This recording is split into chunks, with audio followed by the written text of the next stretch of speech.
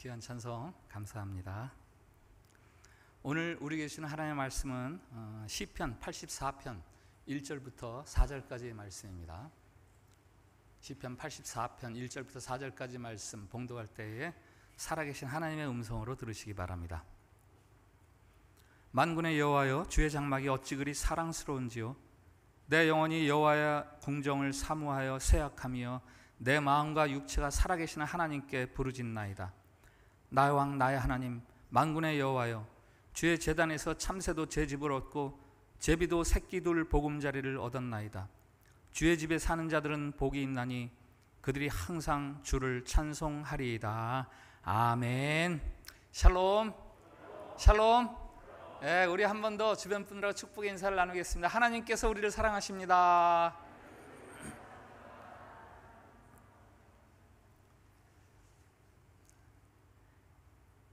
쇼생크 탈출이라는 영화 들어보셨을 거예요.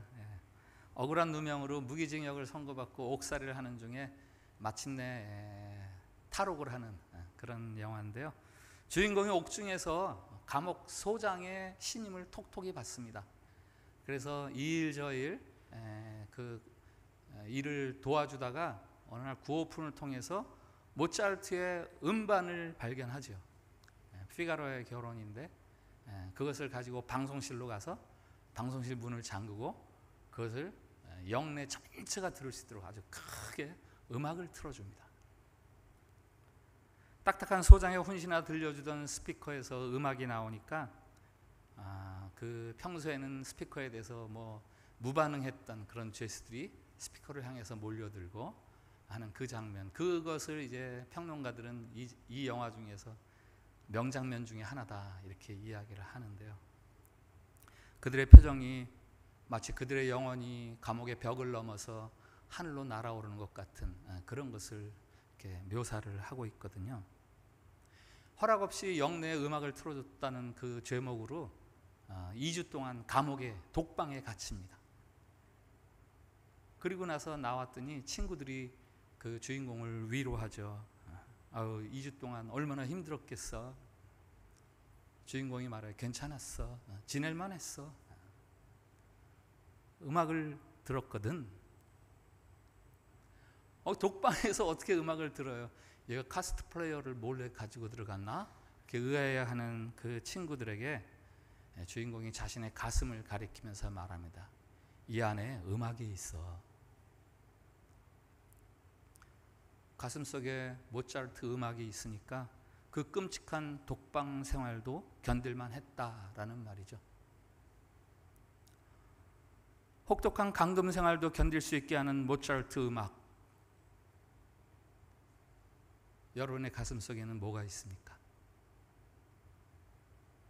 여러분 가슴속에 있는 무엇이 여러분이 고단한 인생길을 가는데 견딜만 하도록 그렇게 해주는가 하는 질문입니다. 오늘 시편 84편의 시인은 그가 가슴속에 무엇을 담았기에 이 혹독한 이 고단한 인생길을 견디며 노래하며 살아가는가를 우리에게 말해줍니다.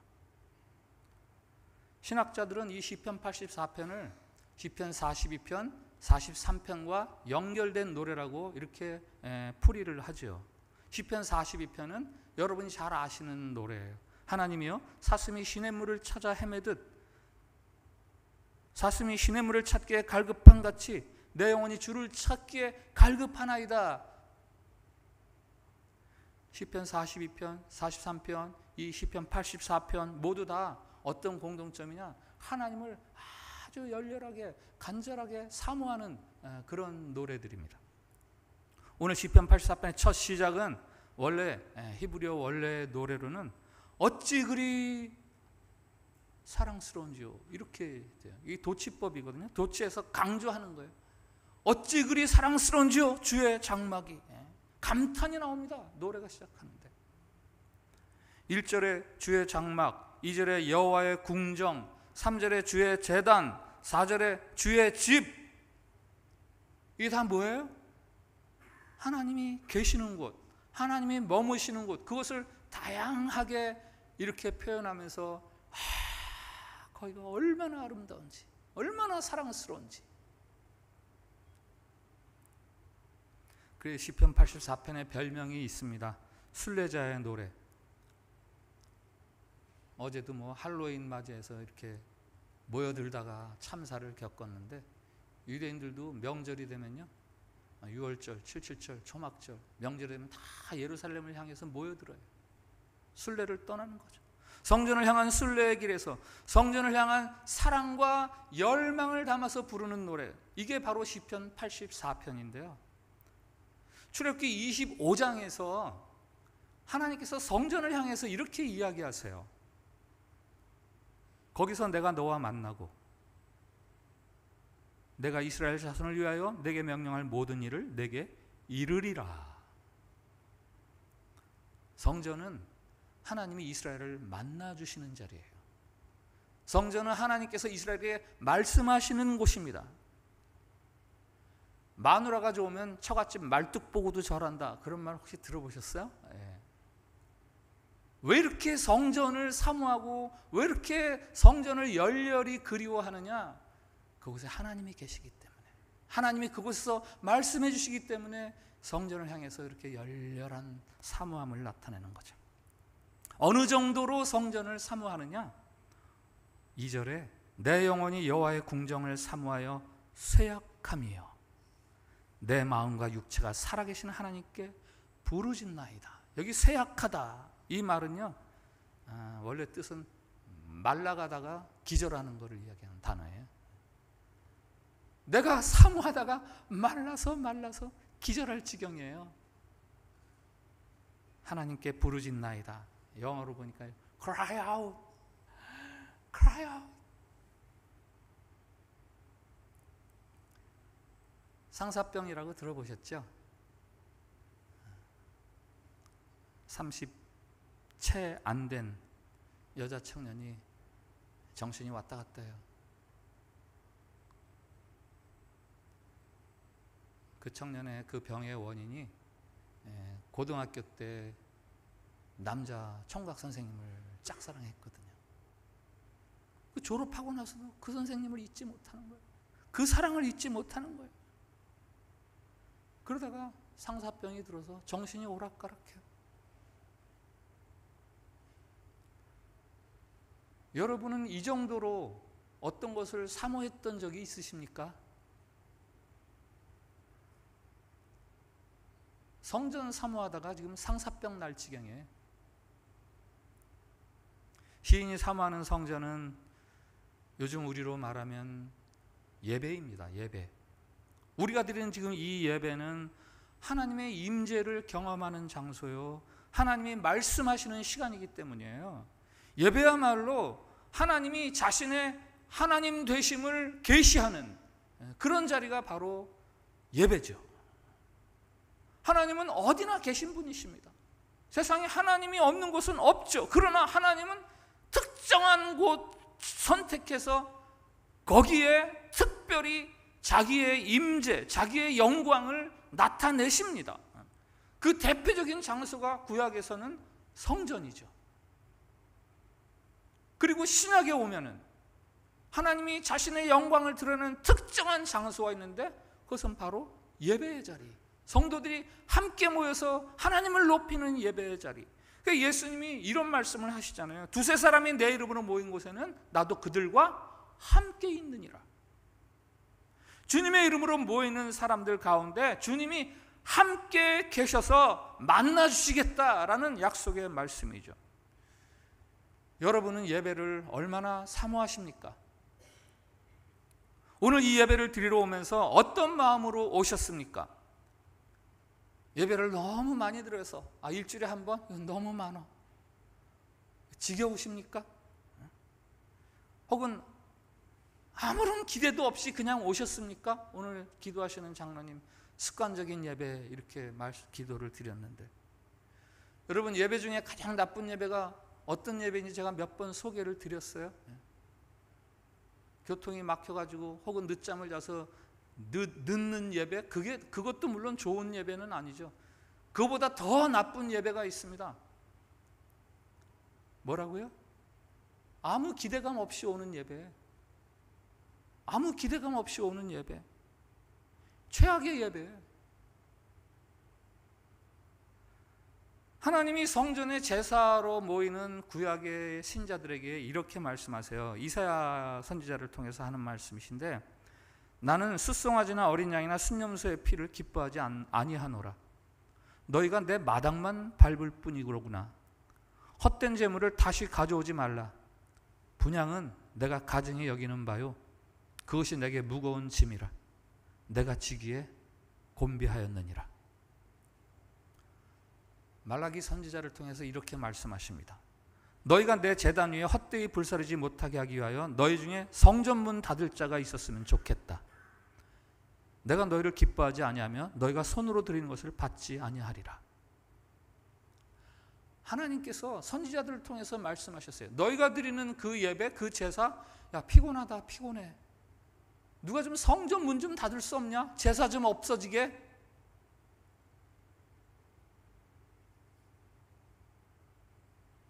여러분, 사람이 예배를 지겨워하면 하나님도 예배를 지겨워하십니다. 여러분이 드리는 예배가 하나님을 열망하는 마음으로 영적 기대감에 부풀어서 드리는 예배가 될 수 있기를 진심으로 부탁을 드립니다. 오늘 시편 84편에요. 복이 있나니라는 말이 3번 반복해서, 복이 있나니, 복이 있도다, 이렇게 3번 반복해서 나오는데요. 이 복이 있나니, 이 말은 시인이 하나님을 사모하는 그 자기 자신이 정말 복이 있구나 하는 그런 자기 고백이기도 하지만, 하나님을 사모하는 모든 사람들에게 너희들에게 복이 있을 것이다 라는 그런 약속의 말씀이기도 합니다.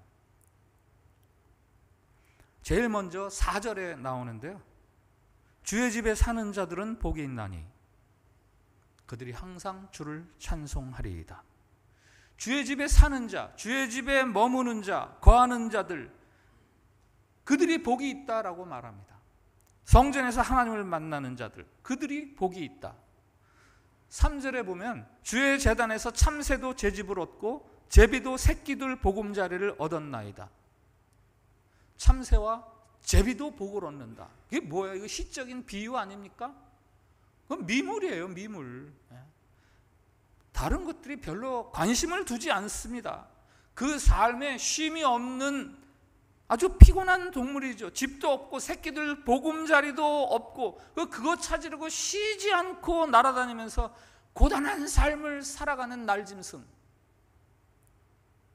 그런데 주의 성전에 들어갔더니 그곳에 쉴 수 있는 쉼의 자리가 있더라. 안식처가 되었더라.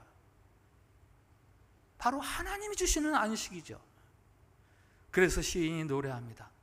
주의 집에 거하는 자는 복이 있나이다. 혹 인생의 순례길을 가면서 외로운 참새같이, 혹은 고독한 제비같이 그런 삶을 살고 계신 분이 계십니까? 제가 질문을 잘못 드렸죠. 사실은 누구나 다 그런 삶을 가고 있는 중이죠. 이 세상에 아무도 나를 관심 두지 않네. 내가 쉴 곳이 없어. 태생적으로 열등하기도 하고, 자라온 환경이 불우하기도 하고, 성격도 솔직히 모났고, 재주도 남만 못하고, 실력도 없고, 내가 봐도 내가 뭐 이렇게 복 있다고 할 수는 없지, 이러시는 분들, 바로 그 같은 인생을 위해서 하나님께서 마련한 안식처가 있습니다. 예배입니다. 하나님이 오늘 여러분에게 말씀하세요. 교회를 통해서, 예배를 통해서 나를 만나는 자들, 그들이 복 있는 사람들이다. 두 번째 복이 있나니는 5절에 있습니다. 우리 5절 말씀을 한번 같이 읽어보겠습니다. 시작. 주께 힘을 얻고 그 마음에 시온의 대로가 있는 자는 복이 있나이다. 아멘. 주님으로부터 힘을 얻으면서 마음에 시온의 대로가 있는 사람들, 그들이 복 있는 사람이다. 시온의 대로가 뭐예요? 주님을 만나는 자리, 성전을 향해서 큰 길이 마음에 나 있는 사람들이죠. 주님을 향해서 그냥 최고 속력으로 달려가는 거예요. 자동차 운전해 보셨죠? 거침이 없어요. 우와. 단숨에 하나님의 성전에 이르고 그 거룩하심을 만나고 안식을 누리는 그 순간을 갈급해하는 심정, 그들이 복이 있다라는 거예요. 나치가 통치하던 시절에 감옥에 갇혀서 고통과 고문을 이겨낸 마틴 니밀러 목사님이라고 유명한 목사님인가 봐요. 그분이 84년인가 1984년인가에 돌아가셨는데 92세를 살았어요. 살아있는 동안에 이렇게 하나님의 말씀을 전하면서, 그가 미국에 갔는데 시카고의 한 아나운서가 인터뷰를 하죠. 그 혹독한 고문을 어떻게 이겨내셨습니까? 비결이라도 있습니까? 그때 니밀러 목사님이 유명한 말을 해요. 나는 힘들 때면 눈을 감고 하나님을 예배하던 성도의 교제의 영광을 기억했습니다. 거룩하신 하나님을 찬양하고 경배하는 예배의 광경을 생각한다는 것만으로도 나는 삶에 대한 새로운 힘과 용기를 얻곤 했습니다. 하나님을 만나는 자리를 향한 시온의 대로, 마음에 그 시온의 대로가 있는 사람들 복이 있는데요, 그 시온의 대로가 겉에서 볼 때는 어떤 길이냐? 6절에 눈물 골짜기 이렇게 이야기하는 거예요. 이게 히브리 말로는 바카 골짜기인데요, 이게 고유명사죠. 고유명사. 근데 바카가 울음, 눈물, 그러니까 우리 말로는 눈물 골짜기라고 번역을 했는데 고유명사예요. 어떤 장소입니까? 가파르고 거칠고 황폐하고 건조하고 그 메마른 그런 골짜기. 저는 이병에서 논산훈련소에서 훈련을 받았습니다. 훈련을 받으면 뭐 각계전투장, 무슨 사격훈련장, 훈련장으로 이렇게 이제 막사에서 이동을 하잖아요. 어느 훈련교장인지 모르겠는데 어느 훈련교장 가는데 아침부터 조교가 겁주더라고요. 니네 오늘 눈물 골짜기 좀 한번 가봐라.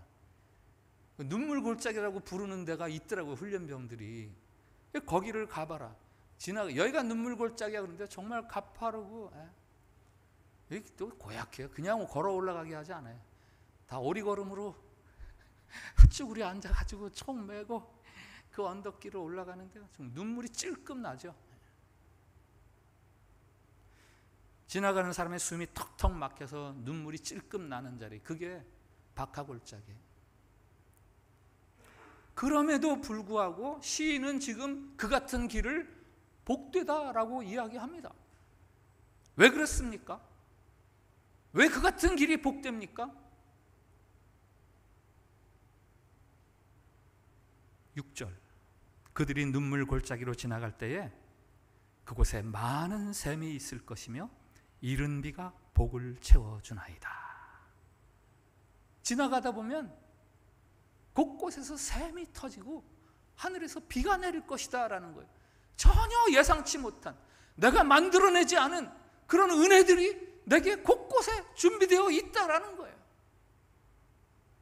예상치도 못한, 알지도 못하는 은혜의 샘들이 터져서 나를 살아나게 하신다. 이스라엘 백성들이 광야를 지날 때 그들이 먹을 것이 없고 고기가 먹고 싶어서 정말 불평하고 원망할 때 하나님께서 만나와 메추라기를 먹여주시면서 그들을 위로해 주시고 살려주셨습니다. 그들이 마라의 쓴물 마실 수가 없을 때 그것을 단물로 바꿔줘서 목마름을 해결하게 하셨습니다. 성전을 사모하면서 살아가는 삶, 그 길이 비록 쉽지 않은 길이라 할지라도 하나님이 능히 그렇게 갈 수 있도록 시시때때로 도와주시고 은혜를 베풀어 주시기 때문에 복 있는 삶이다 라고 이야기하는 거죠. 눈물 골짜기를 지나가는 신약의 한 유명한 사람이 있죠. 사도 바울. 사도 바울도 이렇게 이야기해요. 우리가 낙심하지 아니하노니 우리의 겉사람은 낡아지나 우리의 속사람은 날로 새로워지도다. 우리가 잠시 받는 환난에 경한 것이 지극히 크고 영원한 영광에 중한 것을 우리에게 이루게 함이라. 주님을 따르는 길, 곧 주저앉을 것 같이 괴롭고 힘들지만 예수 그리스도의 성령을 통해 새롭게 하시는 그 힘, 그 은혜가 날로 나를 새롭게 해주셔서 내 속사람은 날마다 더 새로워지고 내가 기대하는 영광은 날마다 더 커지고, 그래서 내가 이 같은 박하 골짜기를 지나고 있다라는 시편 84편의 시인과 또 다른 말의 박하 골짜기의 은혜로움에 대한 이야기죠. 박하 골짜기를 통과하는 시인을 한번 보세요. 7절부터 10절 말씀 한번 띄워주시기 바랍니다. 7절, 그들은 힘을 얻고 더 얻어 나아가 시온에서 하나님 앞에 각기 나타나리이다. 이게 뭐예요? 힘들어도 하나님 만날 그 순간 기대하는 거죠. 포기하지 않는 거죠. 강렬하게 희망합니다. 그때 거기 가면 하나님 만날 거야. 8절, 9절, 만군의 하나님 여호와여 내 기도를 들으소서. 야곱의 하나님이여 귀를 기울이소서. 우리 방패이신 하나님이여 주께서 기름 부으신 자의 얼굴을 살펴보옵소서. 하나님 앞에 이제 그 소원이 이루어지기를, 내 이 사모함이 성취되기를 간절하게 부르짖으며 기도합니다. 10절, 주의 궁정에서의 한날이 다른 곳에서의 첫날보다 나은즉 악인의 장막에 사는 것보다 내 하나님의 성전 문지기로 있는 것이 좋사오니. 그곳을 향한 이 자신의 발걸음, 이거 내가 포기하려, 나 거기 꼭 가야 돼. 아주 단호한 결심을 하는 거예요. 다른 곳에서 첫날 아니야, 나는 거기서 그냥 문지기로 하루만 살아도 그게 더 좋아. 하나님을 열렬히 사모하는 마음은 어떤 상황에서도 절망하지 않고 하나님께 기도하고 부르짖으면서 더욱더 마음을 굳게 하는 그런 삶을 살아가는 거죠. 1998년 6월부터 12월 그 6개월은요 제 인생의 박하골짜기였어요. 눈물의 골짜기. 제 인생의 가장 힘든 기간 중에 한 텀이었습니다. 다니던 직장 그만두고 내가 목사가 되겠습니다. 신학대학원 입학 시험 준비를 하는데요, 얼마나 어려운지. 당시 제 나이가 한국 나이로 41살. 나이와 더불어서 굳어진 이 암기력. 이 시험은 거의 다 암기해야 돼요. 신구약 이거 아주 구석구석까지 암기를 해야지 되는데, 외우면 잊어버리고, 외우면 또 잊어버리고, 그래서 또 외우죠. 그러면 기억이 안 나고, 그래도 또 외워야지. 또 외웠는데 가물가물하고, 그게 반복되다 보니까요, 나는 이거 합격 못하겠다. 도저히 나 이 공부 못하겠다. 직장에다가는 나 이제 목사 될 거라고 뭐 큰 소리는 아니지만 그렇게 하고 그만뒀는데, 이 대학원도 못 들어가면 이게 무슨 창피해요. 나도 나지만 하나님이 무슨 망신이에요. 그냥 그 고시 공부하던 사람들이 절에 들어가서 공부하다가 보따리 싸가지고 내려간다, 그 말이요, 전 그때 실감을 했어요. 제가 그때 학교 근처 고시원 요만한 방 하나, 얼마나 되나요? 거기서 머물면서 공부했는데요, 당장 집으로 가고 싶더라고요. 매일매일의 공부하는 과정이 너는 안 돼, 넌 부족해, 내가 몰랐던 나의 부족함을 들춰내는 과정이에요. 밤마다 11시가 되면 시간을 정해서 신학교의 기도실에 올라갔습니다. 주여, 주여. 제 기도 소리가요, 그 기도탑에서 밤 11시가 되면 그 학교 운동장에 쫙 퍼져가요. 하늘까지 좀 닿았으면 좋겠어. 그거는 기도가 아니라 사실은 절망스러운 탄식 소리예요. 하나님, 나 이왕 부르시려면 젊을 때 좀 부르시지. 그래서 젊을 땐 지금보다 좀 낫잖아요. 이게 뭐예요 지금? 지금 저랑 어떻게 하자시는 겁니까? 왜 이제야 저를 부르셔서 이 고생을 시키십니까? 그렇게 매일 기도를 드리던 중에 어느 날부턴가 제 기도가 바뀌었어요. 하나님, 좋습니다. 하나님이 YK, 넌 지금부터 10년 동안 입학시험 공부만 해. 그러셔도 저 그냥 이 공부하겠습니다. 주의 종이 되지는 못하겠지만 주의 종이 되겠다고 애써서 공부하는 그것 자체도 하나님의 부르심을 향한 저의 순종이니 그냥 저를 받아주세요. 이렇게 기도가 바뀌더라고요. 그렇게 결단했더니 낙심이 사라지고 공부하는데 다시 새로운 힘이 생기고, 제 기억력은 좋아졌을까요? 아니요, 안 좋아졌어요. 기도하는데 이렇게 대나무로 얼키설키 엮어놓은 대바구니가 이렇게 하나 딱 제 눈에 보이는데, 그거 보는 순간 저게 내 뇌 속이구나 딱 느껴지더라고요. 대나무 촘촘히 짠 것도 아니고 얼키설키 쌌으니까 물 부으면은 다 빠져나가죠. 남는 게 뭐가 있어요. 내 머리가 지금 그렇구나. 뭘 외울 수가 없는 머리구나. 맞습니다, 하나님. 내가 붙으면 그 하나님이 하신 거죠. 나는 못합니다.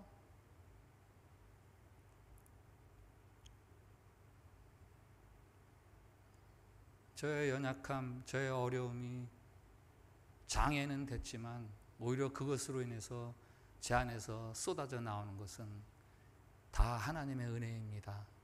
다 하나님이 하시는 겁니다. 이런 아주 정화된 고백이 제 입에서 터져 나오는 거죠. 여러분이 하나님을 만나기 위해서 지나야 하는 눈물 골짜기가 있으십니까?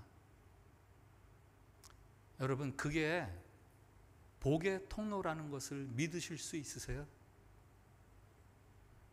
여러분이 남다른 특별한 어려움을 겪고 계시다면 그것은 여러분이 남다른 특별한 하나님에 대한 고백을 드리게 하시려는 하나님의 인도하심이라는 그 사실에 대해서 믿으실 수 있기를 바랍니다. 세 번째 복이 있나니는 12절에 나와요. 12절 같이 보겠습니다.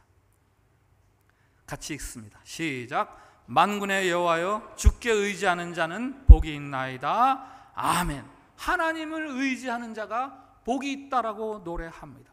하나님을 의지하는 자가 어떻게 복을 얻습니까? 하나님을 의지하는 자가 어떻게 복을 얻습니까? 11절을 한번 보세요. 화면 좀 띄워주세요. 여호와 하나님은 해요 방패이시라. 여호와께서 은혜와 영화를 주시며 정직하게 행하는 자에게 좋은 것을 아끼지 아니하실 것임이니이다. 시인이요, 하나님에 대한 확고한 믿음인데 뭐예요? 우리 하나님은 좋은 것은 결코 아끼는 분이 아니셔. 여러분, 오해하지 마세요. 성경은 여러분이 좋다고 생각하는 것은 무엇이든지 다 얻게 하리라, 그렇게 약속하는 책은 아니에요. 무슨 도깨비 방망이 같이 금 나와라 뚝딱 하면 금이 나오고 은 나와라 뚝딱 하면 은이 나오는 그런 하나님이시다, 그렇게는 말 안 합니다. 그러나 하나님이 생각하실 때 좋은 것이라고 한다면 하나님은 조금도 아끼지 아니하시고 다 베풀어 주시는 하나님이라고 성경은 약속하고 있습니다. 우리가 하나님을 정녕 사모하고 정직하게 하나님을 예배한다면 하나님은 우리에게 좋은 것을 얼마든지 베풀어 주시는 하나님. 11절에 여호와 하나님은 해요 방패시라 라고 이야기하는데요, 저 9절에서도 하나님은 우리의 방패 이렇게 노래를 합니다. 방패. 여러분, 고대 전쟁터에서 방패가 얼마나 중요한 건지 혹시 알고 계세요? 방패 없이 그 전선에 나간 병사를 한번 상상해 보세요. 얼마 전에 무슨 조선시대 이순신 장군 영화 저도 봤어요. 방패가 얼마나 중요한지. 적과 딱 대치를 하고 있는데요. 발사! 탱탱탱! 수도없이 화살이 쏟아지는 거예요. 하늘에서 비처럼 화살이 내려요. 근데 내가 방패가 없어요. 아, 이제 죽는구나.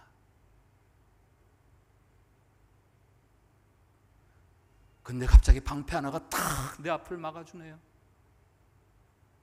이게 웬일이야? 화살이 다 떨어지고 이 웬 방패야? 보니까요, 옆에 병사가 자기가 들고 있던 방패로 나를 딱 막아주고 자기는 화살에 맞아서 쓰러져 있어요.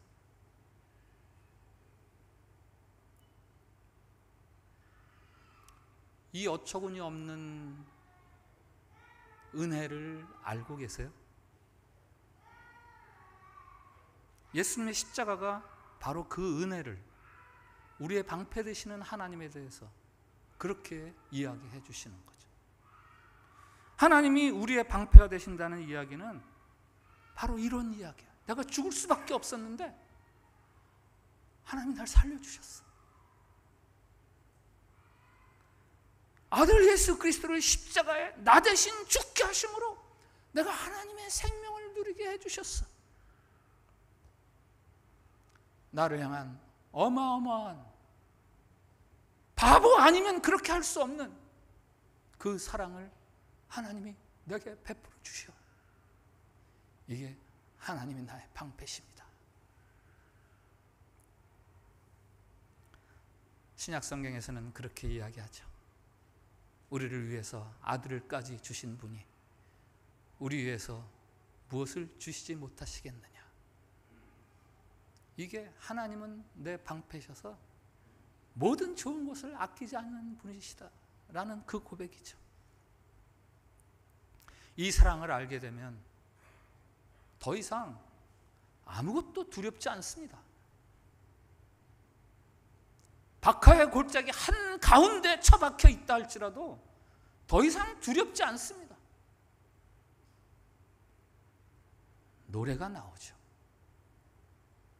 나는 복이 있다. 시편 84편을 통해서 시인은 우리에게 말합니다. 하나님을 사모하는 자, 그 사람들이야말로 복 있는 사람. 하나님과의 열망, 하나님과의 만남, 그것을 열망하면서 그를 참되게 예배하는 사람들, 그 사람은 복 있는 사람.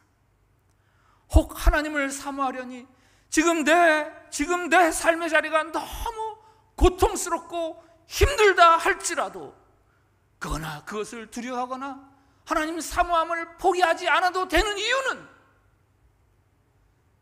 나도 모르는 은혜의 자리를 하나님이 다 예비해 주셨기 때문.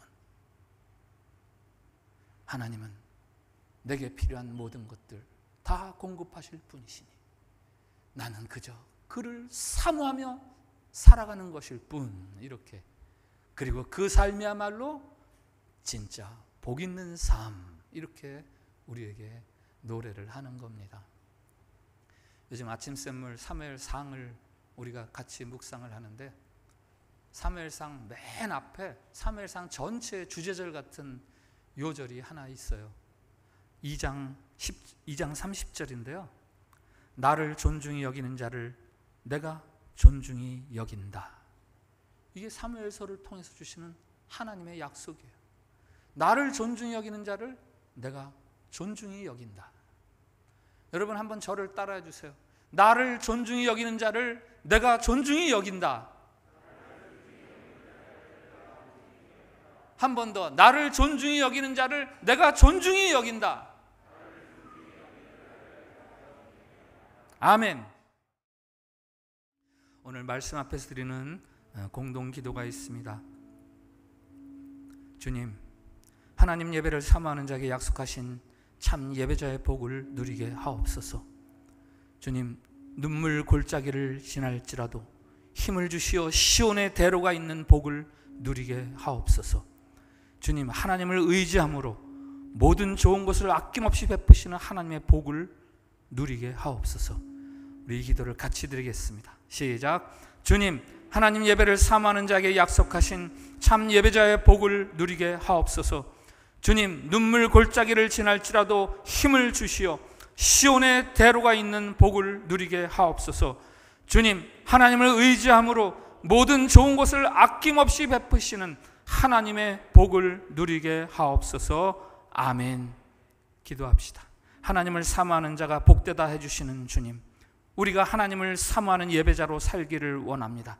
하나님의 거룩한 영을 부어주셔서 세상의 혼탁한 것들에 우리의 인생 낭비하지 않게 해주시고 오직 복의 근원 되시는 참 사랑이신 하나님만을 사모하게 해 주시옵소서. 진정한 하나님 예배자의 삶을 살게 해 주시옵소서. 비록 그것에 방해가 되는 아픔과 어려움이 있다 할지라도 우리의 해요 방패이신 하나님을 의지하며 끝까지 하나님을 사모하는 자로 남기를 원합니다. 우리에게 좋은 것을 아끼지 않고 베푸시는 그 하나님을 만나게 해주시고 그 하나님을 찬송하게 해 주시옵소서. 예수님 이름으로 기도합니다. 아멘.